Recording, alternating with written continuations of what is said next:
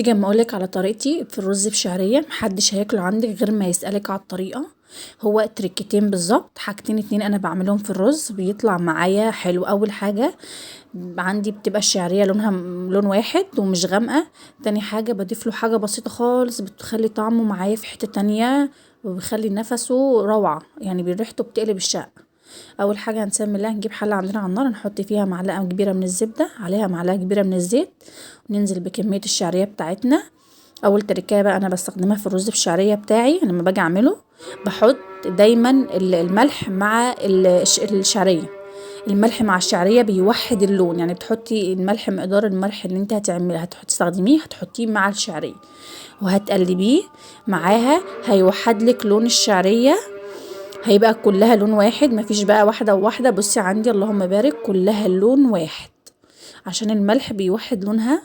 هنجيب عندنا الرز لما غسلاه ومصفياه كويس، هنزل عليها بالرز، هشوح عندي بقى كده الرز مع الشعريه كويس. انا بحب اديله 30 ثانيه كده بالظبط، ان هو ياخد من الزبده مع الشعريه والرز يتشوح. التركايه بقى يا ستي هقولك عليها، هنجيب شفتي فص الثوم اللي عدى ده وحته الفلفل الصغننه دي، هنبشرها على الرز. والله ما هتعمليها غير ما كله هيقولك انت عامله الرز ده ازاي، هيبقى مختلف تماما عن اي رز اي حد بيعمله. هنبشرها معاها، وانا بحب برضو اشوحها كده مع الرز، هديهم تقليبه مع الرز كده لمده 20 ثانيه او 30 ثانيه برضو.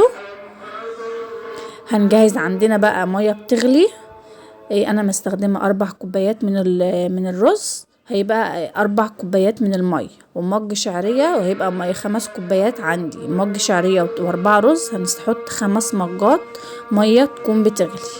انا الميه عندي بتغلي في الكاتل، هنزل عليها بقى على الرز، واول ما يغلي هديله تقليبه، واول ما يغلي ههدي عليه النار خالص. اول ما يتشرب الميه زي الرز عادي بقى، ما الرز بقى بيتعمل عادي، هنهدي عليه النار خالص وهنسيبه ربع ساعة بالظبط او تلت ساعة.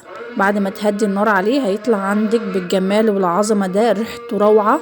انا بعمله جنب اي اكلة انا بستخدمها او بعملها، وانا عاملاه النهاردة جنب صينية تورلي.